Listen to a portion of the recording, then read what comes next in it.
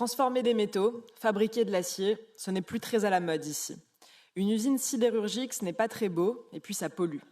Depuis des décennies, vous avez donc multiplié les normes pour les rendre un peu moins polluantes et beaucoup plus coûteuses. Résultat, la production d'acier en Europe a chuté de 30% depuis 2008. Le continent qui a inventé la sidérurgie moderne ne représente plus que 8% de la production mondiale. Oui, la sidérurgie est partie en Chine, qui produit désormais à elle seule 55% de l'acier mondial, en polluant beaucoup plus que nous ne le faisions. Les émissions globales sur la planète n'ont donc pas diminué, bien au contraire, mais notre industrie, elle, l'a payé très cher. Et maintenant, revenons aux fondamentaux. L'acier fond aux alentours de 1400 degrés.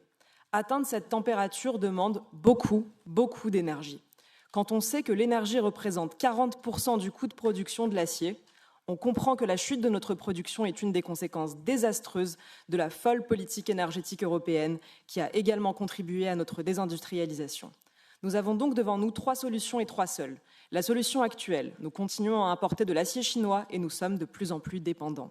Une autre mauvaise solution, nous utilisons des hydrocarbures. Dans ce cas, nous ne tiendrons pas nos engagements sur les émissions de CO2, sans parler de la facture énergétique. Ou alors, enfin, nous décidons de nous prendre en main, de concilier nos différents objectifs et d'utiliser des fours à arc électrique qui n'émettent pas de CO2 et pas de particules nocives.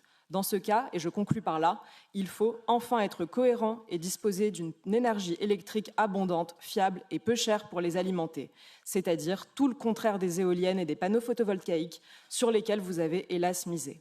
On ne va pas demander aux ouvriers d'attendre que le vent souffle ou que le soleil brille pour pouvoir travailler. Alors avec cette nouvelle commission, qu'allez-vous concrètement faire pour refaire de l'Europe un continent industriel et donc prospère ?